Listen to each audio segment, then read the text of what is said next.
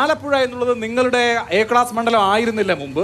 ശോഭാ സുരേന്ദ്രൻ വരുന്നു, ഒരു തരത്തിൽ വേറൊരു തരത്തിലുള്ള ഒരു പ്രതീക്ഷയും മറ്റു കാര്യങ്ങളൊക്കെ ജനറേറ്റ് ചെയ്യപ്പെടുന്നു. അതിനോട് പൂർണ്ണമായി ഒപ്പം ഇവിടുത്തെ എല്ലാ പ്രവർത്തകരും ഉണ്ടോ? അങ്ങനെ ഇല്ല എന്നൊക്കെ പല തരത്തിലുള്ള കഥകളാണ് രാഷ്ട്രീയ ഉപശാലകളിൽ. കഥകൾ ഉണ്ടാക്കാൻ CPM-നും കോൺഗ്രസിനെയും കഴിഞ്ഞ് വേറെ ആരെങ്കിലും ഉണ്ടോ കേരളത്തിൽ? അവരാണല്ലോ കഥ സൃഷ്ടിക്കുക. ഇപ്പം കാര്യങ്ങൾ വ്യക്തമല്ലേ? ശോഭാ സുരേന്ദ്രനെതിരെ മത്സരിക്കുന്നത് ഇടതും വലതും ഒന്നിച്ചാണ് എന്ന് വളരെ വ്യക്തമായില്ലേ? അപ്പോൾ അക്ഷരാർത്ഥത്തിൽ ഇവരെന്താ ചെയ്യുന്നത്? കേരളത്തിലെ ജനങ്ങളെ വിഡ്ഢികളാക്കുകയാണ്. കേരളത്തിലെ ജനങ്ങളെ വഞ്ചിക്കാൻ ആലപ്പുഴയിലെ ജനങ്ങൾ അനുവദിക്കില്ല. ഈ രണ്ട് മുന്നണികൾക്കുമെതിരായിട്ടുള്ള ശക്തമായ ജനവികാരമാണ് ഈ തെരഞ്ഞെടുപ്പിൽ കാണുന്നത്. കേരളത്തിലെ സ്ത്രീ സമൂഹത്തിൻ്റെ നേതൃത്വം കൊടുക്കുന്ന ഉജ്ജ്വലയായിട്ടുള്ള സ്ഥാനാർത്ഥി, നിരവധി സമര പോരാട്ടങ്ങളിലൂടെ കേരളത്തിലെ ജനങ്ങളുടെ പ്രതീക്ഷയായിട്ടുള്ള ശ്രീമതി ശോഭാ സുരേന്ദ്രൻ ആലപ്പുഴയിൽ നിന്ന് വൻപിച്ച ഭൂരിപക്ഷത്തിൽ ജയിക്കുമെന്നുള്ള കാര്യത്തിൽ ഞങ്ങൾക്കൊരു സംശയമില്ല.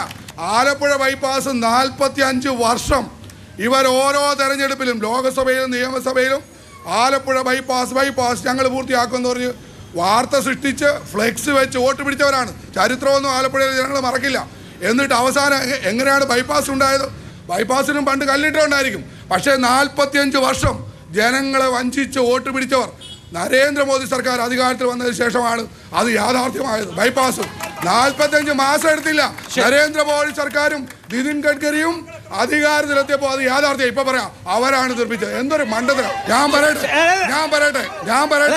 സഹോദര, ഞാൻ പറയട്ടെ, വൈറോളജി ഇൻസ്റ്റിറ്റ്യൂട്ട് സ്പെഷ്യാലിറ്റി ബ്ലോക്ക് ഇതൊക്കെ യാഥാർത്ഥ്യമാക്കിയ നരേന്ദ്രമോദി സർക്കാരാ. ഇവർക്ക് എന്നാ പണി? ഇവരുടെ പണി എന്താ?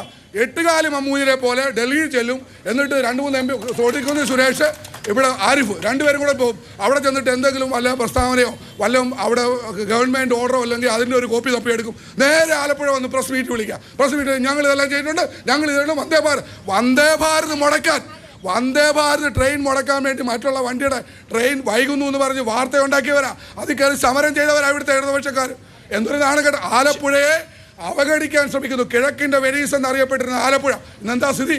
KSRTC ബസ് സ്റ്റാൻഡിൽ ഒരു മൂത്രപ്പരയില്ല. പറയാൻ പറ്റുമോ സമൂഹത്തോട്?